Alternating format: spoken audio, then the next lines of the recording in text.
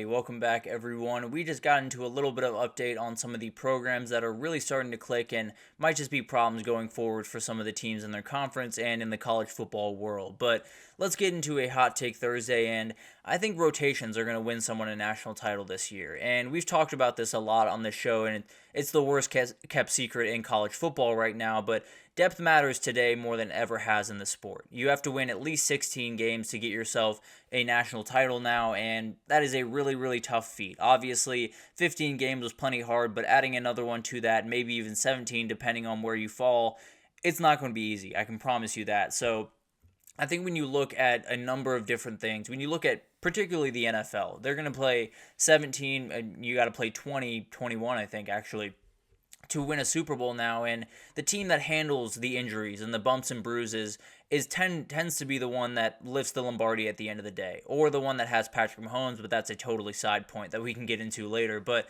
the college football world is starting to look more like the NFL. That's just the reality. Behind the scenes, it looks much more like the NFL than it ever has, and that makes the formula on the field just a little bit more like the NFL. You're going to have to battle with depth and rotations a little bit more, and those teams that deal with some of those injuries that are inevitably going to come are definitely going to be the ones that are going to lift that trophy at the end of the year and be the ones that win the first 12-team playoff. So I'm going to use the big four, the Texas, Georgia, Oregon, and Ohio State, to kind of illustrate this, break down a couple of different position rooms in those teams that are definitely going to play a huge part in this year.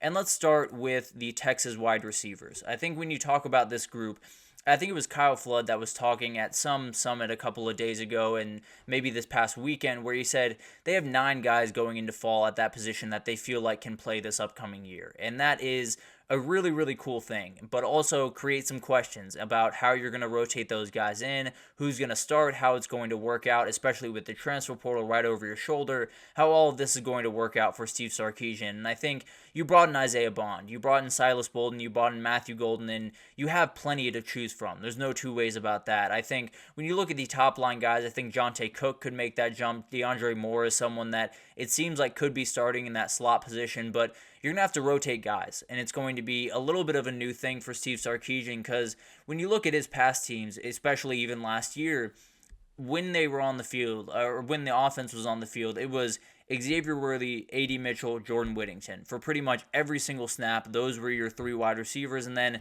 if they took it down to 2, it was Xavier Worthy and A.D. Mitchell, or a mix of those 3. So it's not like he's rotated a ton of guys throughout his career. You look back even at the 2020 Bama team, there wasn't a lot of rotation at that wide receiver position. It was a lot of John Mechie. It was a lot of Devontae Smith. It was a lot of Jalen Waddle before he went down. There was a lot going into those 3 guys, and not necessarily a ton to be spread around. Now you add tight ends into that and all of that different type of thing, and it adds a little bit of ers and ahs. But overall, Sark has his guys, and he rolls with those guys. So now he has a little bit of a battle on his hands. You know, who do you put in, who do you start, and how do you rotate these guys in is going to be a huge question. They only had 8 catches returning in this room from a year ago, and they're all from that guy right there. Jonte Cook is someone that I think is going to have plenty to say in this offense. Frankly, I think he's going to be one of the starters along with Isaiah Bond and DeAndre Moore, but you add DeAndre Moore into that mix, Ryan Wingo, Ryan Niblett is also a player that's going to make some noise. They have so many different ways that they can go about this thing. You know, you can rotate guys in pretty frequently and do it in the middle of drives and definitely play around with some different things. You can play around with personnel depending on your field position, and maybe you have red zone guys and you have open field guys and you have, backed up into your goal line guys. It'll be interesting to see how all of this unfolds, but obviously it's a good problem to have. When you feel like you have 9 wide receivers that can play the sport at a really high level this year, you feel pretty good about your chances, but it does open the door where a lot of things could go wrong.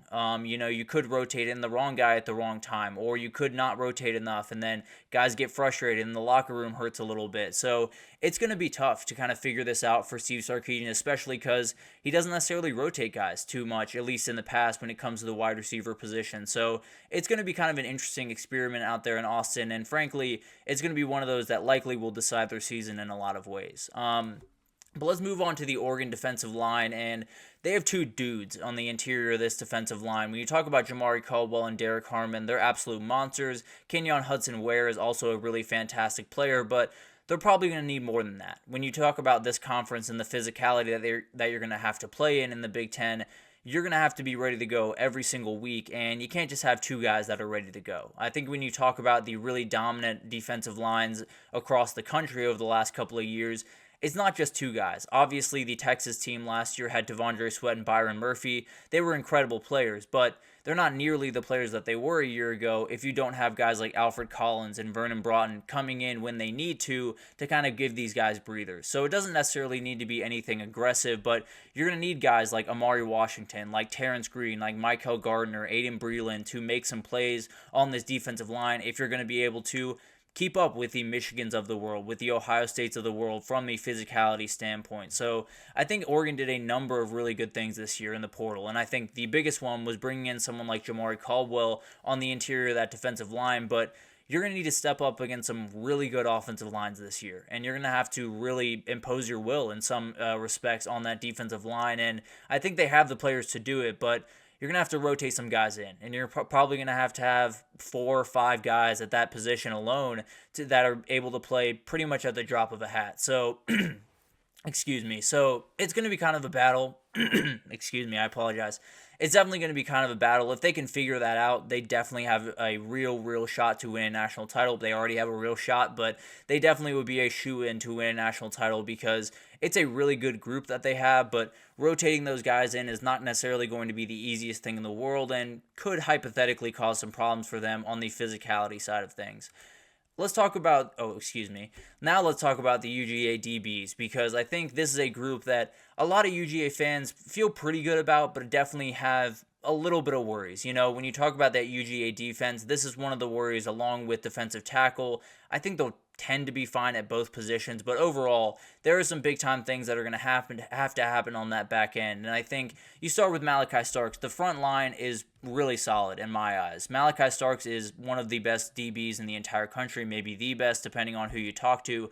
John Aguero is a really good player. He has not played a ton of snaps, so there are still some questions there, but I think will be more than fine. Dan Jackson is another really talented, really veteran player that is just going to be where he needs to be. He's not necessarily going to do anything, athletically incredible, but he's absolutely going to make a number of plays and hit some guys really hard in the process. And then you have Dalen Everett and Julian Humphrey on the outside at the corner positions.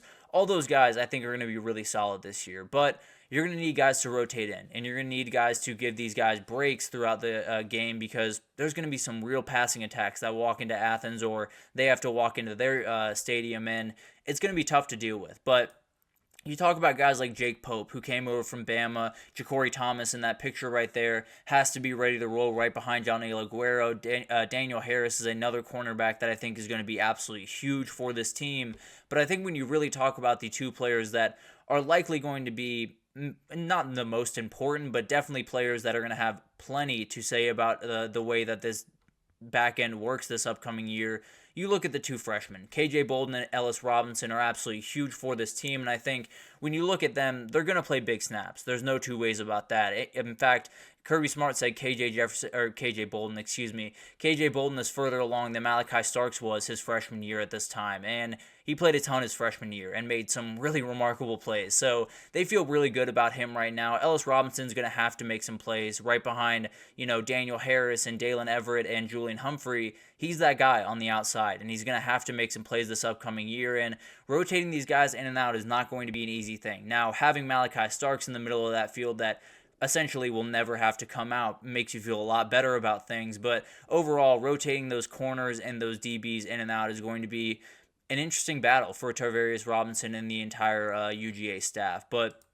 finally, let's get into the Ohio State O-line, and this one's a little bit different because, frankly, if you were to ask any team, if they were to have it their way, they play the same 5 guys every single week and they wouldn't miss a snap. But that rarely happens. Frankly, I don't know if that's ever happened, if I'm being totally honest. So they're going to have some trouble. They're going to have something happen, whether it's an injury or just a guy not playing as well as they need to, or just needing some depth at times, needing to get guys, a little bit of rest on a drive here and there. So you got to play 17 or 16 games. These are some of the sacrifices you're going to have to make. So I do think they have really good player. Josh Simmons, I think, is going to take a step forward at that right tackle position this upcoming year, and I think they're going to be able to protect Will Howard and be able to run block pretty well. But at the end of the day, they have to do it at an elite level. They're going to face defensive tackles like Kenneth Grant, like Mason Graham, like Jamari Caldwell, like we just talked about, and they're going to have to move them off the ball, plain and simple. And if they can do that, if they can dominate even the great defensive lines in this conference, then they're going to be nearly impossible to beat. But you're going to need more than the first five guys to do that. And you talk about guys like Luke Montgomery is going to be absolutely huge for this team. George Fitzpatrick, Michael Ski, Austin Sireveld, that's quite the last name. But overall, all those guys are going to have to go. They're going to have to be ready to roll pretty much at the drop of a hat, whether it's 8 guys or 7 guys or 9 guys that you're rotating in there. You're going to need a ton on the offensive line because there's likely going to be an injury at some point. How severe, I don't know. How intense, I don't know. But at the end of the day, you're going to need someone to step in when they maybe didn't expect to. And that's going to be a really tough thing to figure out for that offensive line. And it's definitely going to be one of those things that's going to be really awesome to watch. So overall, I think you look at the rotations and you look at all of the different depth issues that some of the big-time teams in this country have. I think you look at these 4 teams and you feel pretty confident about what their depth is, but the rotation of those players into the lineup is going to be a huge thing for those teams. Whether you're talking about the Texas wide receivers and making sure that them and Quinn Ewers are on the exact same schedule, or the Oregon defensive line and making sure that they can keep up with the physicality of the conference that they're walking into, you're going to have a ton of different things on your plate, and frankly, whoever rotates them the best, whoever fits them into the best spots, and whoever has the most dudes to rotate in there is likely the team that's going to be raising the trophy in January. So I think that's going to be the big thing this year, but that'll do it for this edition of the GSMC College Football Podcast, brought to you by the GSMC Sports Network. Thank you so much for listening. Your support means a lot to us, so please remember to subscribe to the show, leave a positive review. It does make a huge difference for us. Also, follow us on Facebook, Twitter, TikTok, Instagram, all of the social pages for all of the content and updates you could possibly need. We have really incredible people doing awesome work across every single sport you could want. So anything in the world of sports, come on over to GSMC and we have you totally covered. But thank you once again for listening, and I will see you guys tomorrow.